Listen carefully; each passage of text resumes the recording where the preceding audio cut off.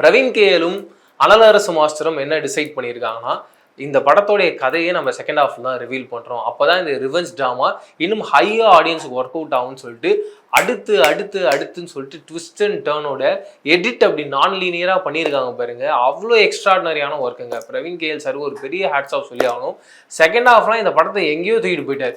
And Anal Arasu master கரெக்டா இந்த இடத்துல இந்த எண்ட் இருக்கணும். இதுக்கு மேல போனா அந்த கேரக்டர் வந்து ஓவர் டூ பண்ற மாதிரி ஆயிடும். ஏன்னா இவன் வந்து ஒரு சின்ன பையன், அந்த சின்ன பையன் மினிஸ்டரையோ இல்லை மினிஸ்டர் ஒய்ஃபையோ சாகடிக்க போறான்னா அது நம்பும்படியான ஒரு ஜோனுக்குள்ள இல்லைன்றதை புரிஞ்சுக்கிட்டு அங்க கட் பண்ணி ஒரு செகண்ட் பார்ட்டோ இல்லை இந்த கதை இன்னும் முடியலன்ற ஒரு எதிர்பார்ப்போட ஆடியன்ஸ் வெளியே வரணும் அப்படின்ற அந்த பாயிண்ட் ஆஃப் வியூல இந்த கதையை எழுதுனதும் அந்த கதையோட ஸ்க்ரீன் பிளேவை பண்ணதும் அந்த கதையை முடிச்சதும் ரொம்ப பிரில்லியண்டான ஒரு ஒர்க்காக நான் பார்க்குறேன். அண்டு சாம் சிஎஸோடைய மியூசிக் சொல்லவே வேணாம், மிரட்டிட்டாரு.